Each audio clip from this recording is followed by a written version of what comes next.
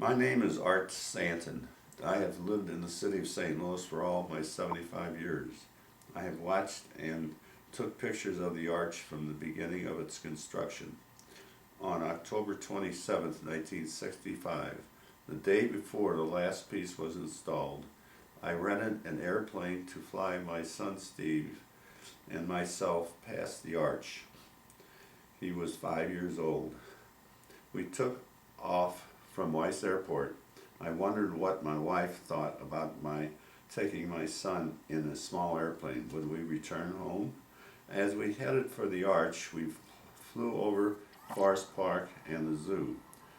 With the arch in the background, we could see the entire city of St. Louis. From that distance, the arch looked as if it were completed. Then, as we began flying south over the Mississippi River, we could see that the keystone piece was missing. We flew past the arch 2 times. Looking below, we could see that the Busch Stadium was still being constructed.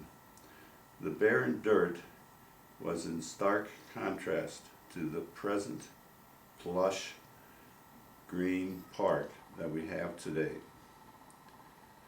The next day was the day they installed the last piece in the arch. I was lucky to find a place to park under the north leg.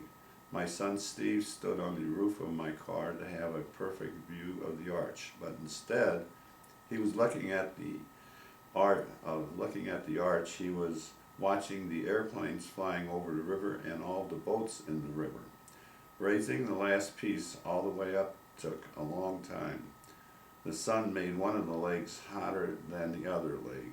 The fire department had set up the ladder fire truck and sprayed the last hot leg to cool it down so that they could align up perfectly.